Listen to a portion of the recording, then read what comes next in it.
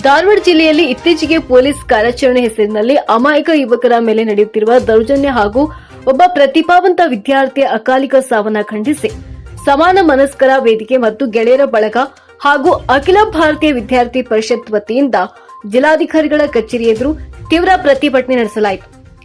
ಧಾರವಾಡದ ವಿದ್ಯಾಗಿರಿ ಪೊಲೀಸ್ ಠಾಣಾ ವ್ಯಾಪ್ತಿಯಲ್ಲಿ ವಾಸವಿದ್ದ ಕಿಟೆಲ್ ಕಾಲೇಜಿನ ಬಿಎಸ್ಸಿ ವಿದ್ಯಾರ್ಥಿ ಆದಿತ್ಯ ಮ್ಯಾಗೇರಿ ಪೊಲೀಸರ ಕಿರುಕುಳಕ್ಕೆ ಬೇಸತ್ತು ಆತ್ಮಹತ್ಯೆ ಮಾಡಿಕೊಂಡಿದ್ದಾನೆ ಎಂಬ ಆರೋಪ ಕೇಳಿಬಂದಿದೆ.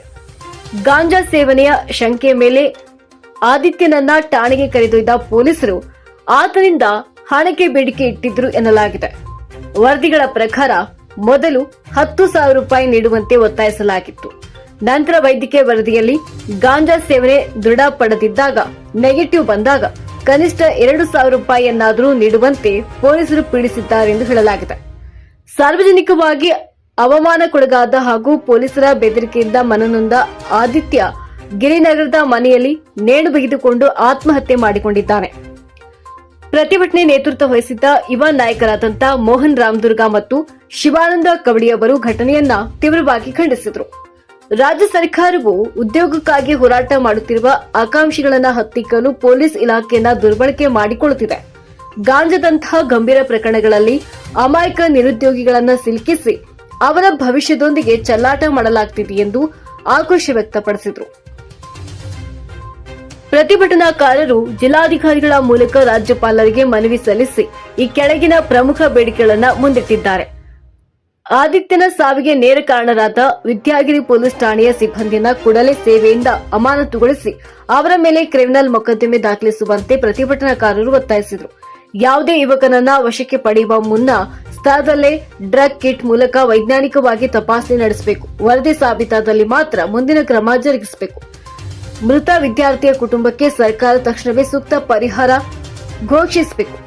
ಹುಬ್ಬಳ್ಳಿ ಧಾರವಾಡ ಪೊಲೀಸ್ ಕಮಿಷನರೇಟ್ ವ್ಯಾಪ್ತಿಯಲ್ಲಿ ಪೊಲೀಸರು ಇದೇ ರೀತಿ ಅನೇಕ ವಿದ್ಯಾರ್ಥಿಗಳಿಗೆ ಹಣಕ್ಕಾಗಿ ಕಿರುಕುಳ ನೀಡುತ್ತಿರುವ ಆರೋಪವಿದ್ದು, ಇದರ ಬಗ್ಗೆ ಉನ್ನತ ಕಾನೂನು ರಕ್ಷಕರೇ ಭಕ್ಷ್ಯರಾಗುತ್ತಿರುವುದು ಆತಂಕಕಾರಿ.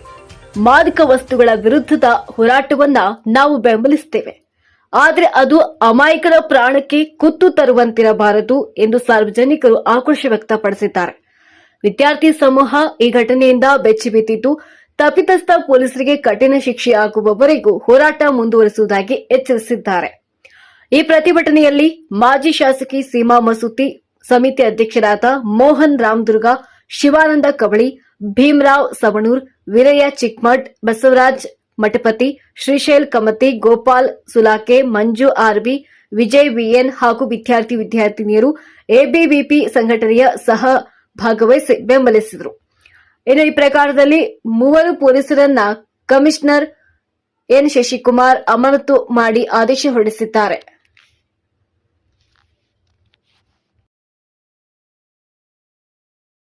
ಅಕ್ರಮ, ಅನೈತಿಕ ಮತ್ತು ಕ್ರಿಮಿನಲ್ ಆಕ್ಟಿವಿಟೀಸ್ ನಡೆದ್ರೆ ಕರ್ನಾಟಕ ಪೊಲೀಸ್ ಅವ್ರ ಹತ್ರ ಸಿಕ್ಕೊಂಡ್ರೆ ಮುಗಿತು, ಅವರು ಹೊರಗಡೆ ಬರಲ್ಲ, ಬದುಕಕ್ಕಾಗಲ್ಲ ಅನ್ನೋ ಒಂದು ಕರ್ನಾಟಕದ ಒಂದು ಇತಿಹಾಸ ಇತ್ತು ಪೊಲೀಸರದು.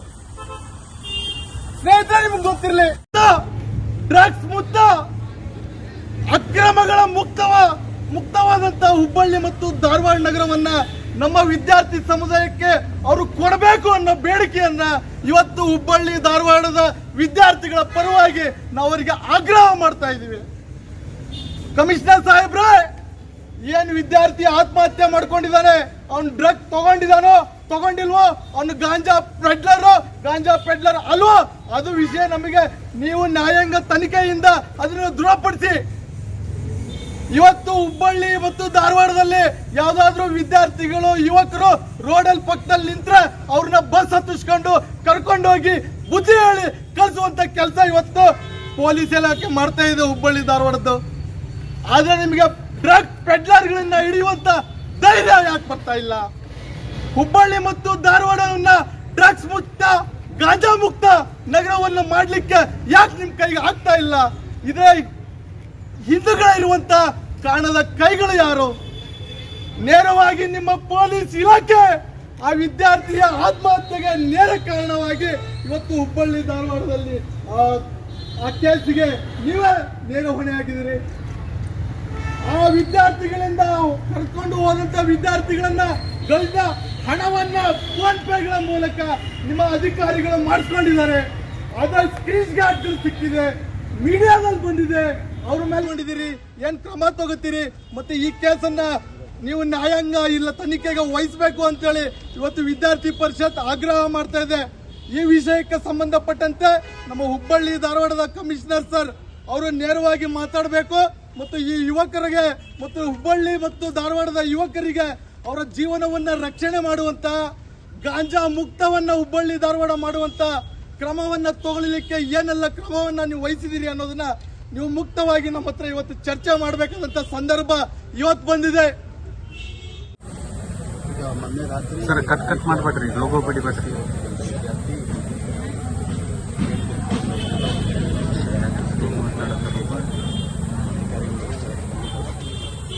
ಪೋಷಕರು ಒಂದು ಯುಡಿಆರ್ ಸ್ವಾಭಾವಿಕ ಸಾವು ಕಂಪ್ಲೇಂಟ್ ಅನ್ನು ಕೊಟ್ಟಿದ್ದಾರೆ. ಆ ಪ್ರಕಾರ ಯುಡಿಆರ್ ಅನ್ನು ಅರೆಸ್ಟ್ ಮಾಡಿದ್ದಾರೆ. ಅದಾದಮೇಲೆ ಪೋಷಕರು ಕೆಲ ಮಾಧ್ಯಮಗಳಲ್ಲಿ ಹುಡುಗಿನ ಮೊದಲು ಬ್ಲಡ್ ಟೆಸ್ಟ್ ಮಾಡಿದ್ದು ಹುಡುಗಿಗೆ ಬಂದರೂ 2,000 ಆರೋಪಿಸಿದ ಆ ಒಂದು ಪಾರದರ್ಶಕ ಕ್ರಿಯೆ ಸಾರ್ವಜನಿಕರಲ್ಲಿ ತಪ್ಪು ಅಭಿಪ್ರಾಯ ಮೂಡುವ ರೀತಿ ಆರೋಪಕ್ಕೆ 3 ಜನ ಸಿಬ್ಬಂದಿಗಳು ಈಗಾಗಲೇ ನಾನು ಮಾನ್ಯತೆ ಮಾಡಿದ್ದೇನೆ.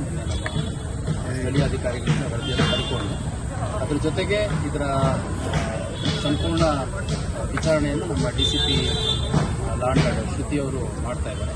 ಅದ್ರ ಜೊತೆಗೆ ಇದರಲ್ಲಿ ಅಕಸ್ಮಾತ್ ಹಣ ಕೇಳಿದರೆ ಯಾವ ರೀತಿ ಕೇಳಿದ್ರು, ಯಾಕೆ ಕೇಳಿದ್ರು, ಮತ್ತು ಕೆಲವರು ಹಣ ಕೊಟ್ಟಿದ್ರು ಅಂತಲೂ ಕೂಡ ಹೇಳ್ತಾ ಇದ್ದಾರೆ. ಅದೆಲ್ಲವನ್ನು ಒಂದು ಸಮಗ್ರ ಪೂರ್ವಕ ವಿಚಾರಣೆಯನ್ನು ನಮ್ಮ DCP ಮಾಡ್ತಾರೆ. ಅದ್ರ ಮೇಲೆ ಇನ್ನೂ ಯಾವುದಾದ್ರೂ ಹೆಚ್ಚುವರಿ ಲೋಪಗಳು ಕಂಡು ಬಂದರೆ ಅವ್ರದ್ದೇನಾದರೂ ಪಾತ್ರಗಳು ಅದ್ರ ಮೇಲೆ ಅಗತ್ಯ ಕೆಲಸ ಮಾಡ್ತೀವಿ.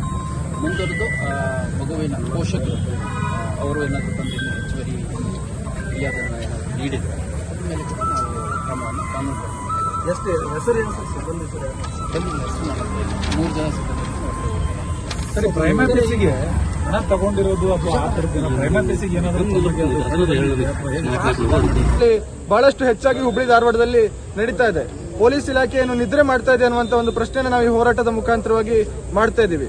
ಈ ಒಂದು ಕಮಿಷನರ್ ಅವರು ಹೇಳ್ತಾರೆ, ಈ ಪೊಲೀಸ್ ಇಲಾಖೆ ಬಹಳಷ್ಟು ಜನನ್ನ ನಾವು ಕೌನ್ಸಿಲಿಂಗ್ ಮಾಡ್ತಾ ಇದೀವಿ, ವಿದ್ಯಾರ್ಥಿಗಳನ್ನ ಕರ್ಕೊಂಡೋಗಿ ತನಿಖೆಯನ್ನು ಮಾಡ್ತಾ ಇದೀವಿ ಅಂತೇಳಿ. ತನಿಖೆಯನ್ನು ಮಾಡಿ ಸ್ವಾಮಿ, ಆದ್ರೆ ಅವ್ರನ್ನ ಫೇಕ್ ಕೇಸ್ಗಳನ್ನ ಹಾಕಿ ಯಾರು ನೈಜ ಆರೋಪಿಗಳಿದಾರೆ ಅವ್ರ ಮೇಲೆ ಕ್ರಮವನ್ನು ತೆಗೆದುಕೊಳ್ಳೋದ್ರ ಜೊತೆಯಲ್ಲಿ ಈ ಒಂದು ಯಾವುದೇ ಒಂದು ತಪ್ಪನ್ನು ಮಾಡದಿರುವಂತ ವಿದ್ಯಾರ್ಥಿಗಳ ಮೇಲೆ ಫೇಕ್ ಕೇಸನ್ನು ಹಾಕಿ ಅವರ ಹತ್ರ ಕಮಿಷನ್ ಅನ್ನ ಪಡೆದುಕೊಳ್ಳುವಂತ ಕೆಲಸವನ್ನ ಈ ಪೊಲೀಸ್ ಇಲಾಖೆ ಏನ್ ಮಾಡ್ತದೆ, ಇದನ್ನ ABVP ಖಂಡಿಸ್ತದೆ.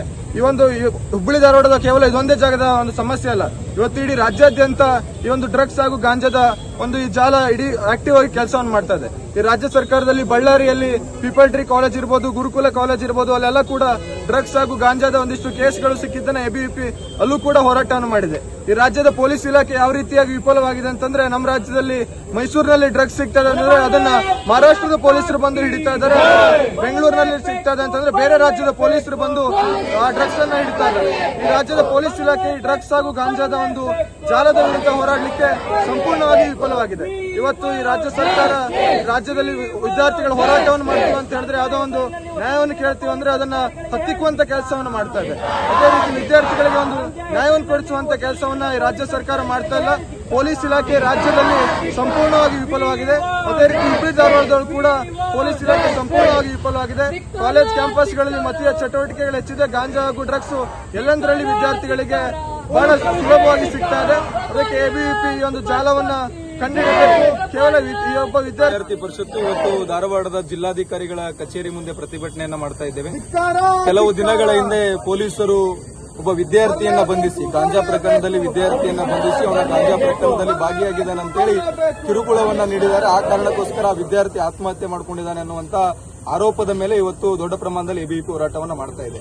ಇವತ್ತು ಗಾಂಜಾ ಅಂತಕ್ಕಂಥದ್ದು ವಿದ್ಯಾರ್ಥಿಗಳ ಕೈಗೆ ಸರಾಗವಾಗಿ ಹೇಗೆ ಸಿಗ್ತಾ ಇದೆ, ಪೊಲೀಸ್ ಅಧಿಕಾರಿಗಳು ಏನ್ ಮಾಡ್ತಾ ಇದ್ದಾರೆ, ಆ ಗಾಂಜಾ ಹೆಸರನ್ನ ಇಟ್ಕೊಂಡು ಇವತ್ತು ವಿದ್ಯಾರ್ಥಿಗಳ ಹತ್ರ ದುಡ್ಡನ್ನ ವಸೂಲಿ ಮಾಡುವಂತ ಕೆಲಸವನ್ನ ಮಾಡಿದ್ದಾರೆ ಅನ್ನುವಂತ ನೇರ ಆರೋಪ ಇದೆ. ಇದರ ಬಗ್ಗೆ ಶೀಘ್ರವಾಗಿರ್ತಕ್ಕಂಥ ತನಿಖೆ ಆಗಬೇಕು. ಯಾರು ಅಧಿಕಾರಿಗಳಿದ್ದಾರೆ ಅವರ ವಿರುದ್ಧ ಕ್ರಮವನ್ನ ಕೈಗೊಳ್ಳಬೇಕು. ಈ ರೀತಿ ಧಾರವಾಡ ನಗರ ಇದು ವಿದ್ಯಾಕೇಂದ್ರ, ಇದು ಗಾಂಜಾ ನಗರಿ ಆಗಬಾರದು. ಆ ರೀತಿಯ ಗಾಂಜಾಗಳು ವಿದ್ಯಾರ್ಥಿಗಳಿಗೆ ಕೈಗೆ ಸಿಲುಕದಿರುವಂತೆ ಪೊಲೀಸ್ ಇಲಾಖೆ ಕ್ರಮವನ್ನ ಕೈಗೊಳ್ಳಬೇಕು ಮತ್ತು ಆ ವಿದ್ಯಾರ್ಥಿಗಳಿಗೆ ಯಾರು ಕಿರುಕುಳ ನೀಡಿದ್ದಾರೆ ಅವರ ವಿರುದ್ಧ ಕ್ರಮ ಕೈಗೊಳ್ಳಬೇಕು ಅಂತೇಳಿ ABVP ದೊಡ್ಡ ಪ್ರಮಾಣದಲ್ಲಿ ಹೋರಾಟವನ್ನ ಮಾಡ್ತಾ ಇದೆ. ABVP ಕೇಂದ್ರೀಯ ಕಾರ್ಯಸಮಿತಿ